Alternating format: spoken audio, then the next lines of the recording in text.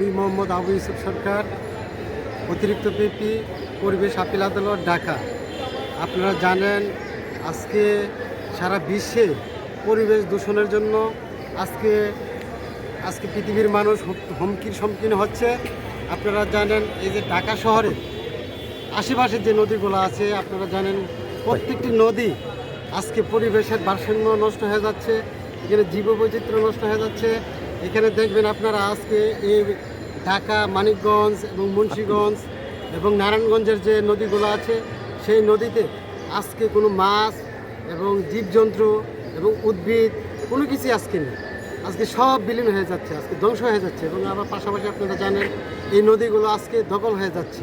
এইগুলোর কারণ কি? এগুলোর কারণ হচ্ছে আপনারা জানেন এই যে ঢাকা শহরের আশেপাশে এবং নারায়ণগঞ্জের যে মেল ইন্ডাস্ট্রিগুলো আছে, এই ইন্ডাস্ট্রিগুলা নিয়ম হলো তাদের যে পানি যে তারা নদীতে যে ছাড়বে সেইগুলা ইটিপি করে, ইটিপি করে তারা এইগুলা নদীতে ছাড়বে। কিন্তু আজকে দেখা যাচ্ছে কি তারা এগুলা ইটিপি না করে পানিকে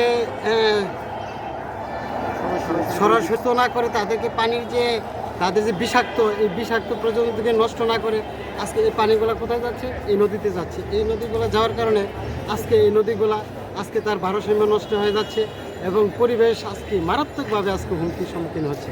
আপনারা জানেন যে আজকে উদ্ভিদ এবং এই যে জলজ পানি আজকে এইগুলাতে এই নদীগুলোতে আপনারা খুঁজেই পাবেন না। এবং মাছ আমরা যেটা নাকি মানুষ আজকে খাদ্যে বেঁচে থাকে মাছ, সেই মাছও আজকে এই নদীগুলোতে নেই। কেন? এই সব বিষাক্ত বর্জ্য পদার্থ এইগুলোর জন্যই আজকে এই নদীগুলো নষ্ট হয়ে যাচ্ছে। এইগুলোকে যদি অচিরে যদি বাঁচানো না হয়, উদ্যোগ না হয়, এবং আমি পরিবেশ অধিদপ্তর এবং পরিবেশ উপদেষ্টাকে বলবো এই নদীগুলোকে বাঁচানোর জন্য এবং পরিবেশকে বাঁচানোর জন্য আপনারা অচিরে একটা ব্যবস্থা নেন। যদি আজকে যে বিভিন্ন ইন্ডাস্ট্রি মিলগুলো যে আছে তাদেরকে যদি বলা হয়, আইনি নিয়ম হলো যদি কোনো পরিবেশের ছাড়পত্র নিতে হয় ইন্ডাস্ট্রি করতে গেলে, এবং তারা কিভাবে এই পানিটাকে কিভাবে বিশুদ্ধ করবে সেটা করে তারা কিভাবে নদীতে ছাড়বে এইগুলার কিন্তু ছাড়পত্র নিতে হয়। আজকে এইগুলো কোনো কিছু করা হচ্ছে না। সেই ক্ষেত্রে আইনের নিয়ম হলো তাদেরকে 6 মাসের একটা নোটিশ দিয়ে বলতে হবে যে আপনারা এই 6 মাসের মধ্যে যদি এইগুলো যদি আপনারা ভালো না করেন, আপনারা যদি এইগুলোর ব্যাপারে প্রতিকার না নেন, তাহলে আপনাদের বিরুদ্ধে আমরা আইনগত ব্যবস্থা নেব। এবং এই পরিবেশ অধিদপ্তরের মহাপরিচালককে সেই ক্ষমতা দেওয়া হয়েছে। এবং আপনারা জানেন এই ঢাকা শহরের পানি নামার জন্য একটা শ্যাম্পুর পানি শুধু না এখানে আছে, এখানে পুরো ঢাকা শহরের পানি নামার কথা। আজকে দেখা গেছে যে এই যে পানি যে শোধনাগার যে আছে সেখানে আজকে কোনো কার্যকর কোনো পদক্ষেপই নেই। এখানে দেখবেন যে শ্যামপুরের আশেপাশে যে পানি যে নামার যে শোধনাগারটা, সেখানে অন্য কোনো জায়গার পানি এখানে নামছে না। শুধু যে তার আশেপাশে যে জায়গায় আছে সেখানেই নামছে না, শুধু নামমাত্র অত বড় একটা প্রজেক্ট কোটি কোটি টাকা আজকে সেখানে খরচ করা হচ্ছে। আজকে বিশ্বেও দেখেন কিছুদিন আগে আমাদের প্রধান উপদেষ্টা জলবায়ু সম্মেলনে গিয়েছিলেন। এই জলবায়ুকে যদি নিয়ন্ত্রণে রাখতে হয়, এই পরিবেশকে যদি মানুষকে ভবিষ্যৎ প্রজন্মকে যদি বাঁচাতে হয়, তাহলে আমাদের এই নদীগুলোকে বাঁচাতে হবে, পরিবেশকে বাঁচাতে হবে।